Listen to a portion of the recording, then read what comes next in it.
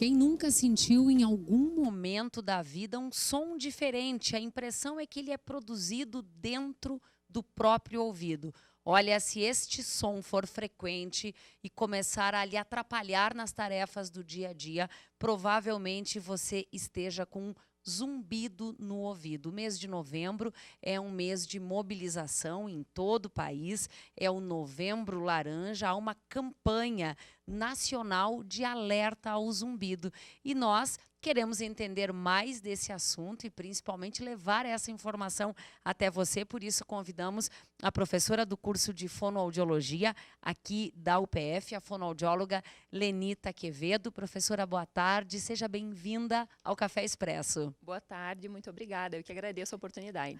Queria ouvir a sua definição de zumbido. Que características o zumbido de ouvido tem?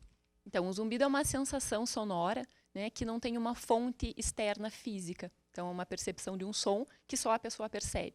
Até existem alguns mais raros onde outras pessoas também percebem, mas a pessoa percebe um chiado ou um apito que só ela tem aquela sensação. Produzido, obviamente, por ela mesma. Isso, por alguma causa. É comum, em algum momento da vida, você escutar esse som?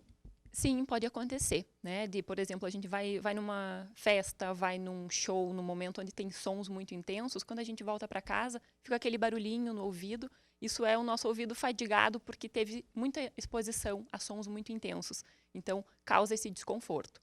Quando que ele deixa de ser comum, esse zumbido? Quando ele se torna permanente, né? Quando a pessoa refere a todos os dias eu estou percebendo, está me causando um incômodo muito frequente. Então, é importante, se a pessoa percebe com maior frequência esse zumbido, é importante procurar um profissional para fazer uma avaliação. Qual a relação que o zumbido pode ter, professora, com a labirintite, que é uma doença bastante próxima? Sim, então o distúrbio do labirinto causa principalmente a questão da tontura, né? O sintoma de tontura. Mas o zumbido é um sintoma da pessoa que apresenta esse distúrbio do labirinto. Nem todos que têm labirintite têm o zumbido. Nem todos, depende muito de cada paciente. Como acontece o tratamento para quem tem esse zumbido com frequência e está atrapalhando nas tarefas do dia a dia? Então, assim, a primeira coisa é procurar um fonoaudiólogo ou um otorrinolaringologista para fazer uma avaliação, né? Para ver se a pessoa tem uma perda de audição ou não. Porque de 70% a 90% dos casos das pessoas que têm o zumbido, tem uma perda de audição associada. Então, é importante procurar um profissional para identificar existe uma perda de audição ou não, para ir fazer o tratamento adequado. Se existe uma perda, o uso de aparelho auditivo é uma das opções de tratamento. Além de medicamento? Medicamentosa também. Aí, o otorrino vai fazer essa avaliação para identificar a causa específica e indicar o tratamento adequado. Essa avaliação pode ser feita na clínica de fonoaudiologia e psicologia, um serviço que a Universidade de Passo Fundo oferece à comunidade? Pode ser feita. A gente consegue fazer aqui na clínica de fonoaudiologia da UPF uma avaliação completa da audição, né? Geralmente os otorrinos pedem no mínimo 3 exames principais e a gente oferece esses 3 exames de maneira gratuita para a comunidade. Mais homens ou mais mulheres costumam ter zumbido? Não tem uma especificação em sexo, né? Mas geralmente a idade está relacionada porque o zumbido, como está geralmente associado à perda de audição, pode acontecer mais em idosos. Mas atualmente a gente tem percebido em pessoas mais jovens, né? Em função do uso do fone de ouvido, ou pessoas jovens numa faixa de 30, 40 anos, que não têm a queixa da perda de audição e têm o zumbido. O uso de fones de ouvido em excesso pode, então, desencadear esse problema?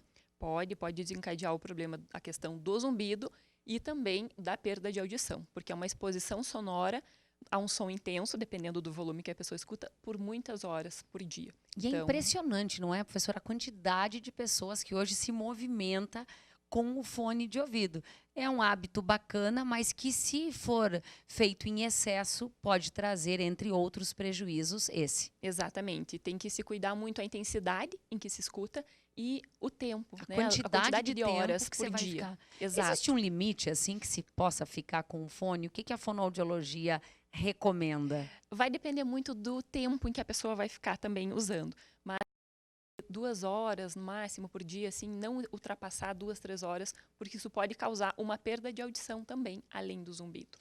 O consumo excessivo de café pode provocar o zumbido? Isso é uma verdade? Isso é um mito? Pode. A cafeína, né? O café, o chocolate, o refrigerante, o chimarrão, são coisas, o energético, são estimulantes. E todos esses alimentos podem ajudar a esse zumbido piorar. Não é necessariamente é uma causa, vai causar o zumbido se eu tomar chimarrão todos os dias? Não necessariamente. Agora, se você tem o zumbido e você toma muito café preto, chimarrão, chocolate, isso intensifica o desconforto e a percepção. Além do passar da idade, além do consumo desses produtos estimulantes, algum outro hábito de vida que pode desencadear o zumbido no ouvido? A questão da exposição a sons muito intensos, né? Quem trabalha em locais com sons muito intensos tem essa questão também. E está sempre observando pessoas que têm muita produção de cera no ouvido. Se oclui o ouvido com a cera, isso pode também causar o zumbido. Bom, aí acho que só vale a pena a gente, para encerrar aqui, professora, reforçar o serviço que a universidade também oferece para toda a comunidade na clínica. Sem dúvida, a gente oferece avaliação de audiometria, imitanciometria, PEAT, teste da orelhinha, vários exames na nossa clínica de fonoaudiologia, então, para toda a comunidade de maneira gratuita. Que hoje funciona de forma integrada, com a clínica de psicologia também, e é só fazer contato aqui com a universidade que o pessoal encaminha. Exatamente. Para o atendimento. Obrigada, professora. Imagina, bom prazer. trabalho para você. Obrigada. Obrigada.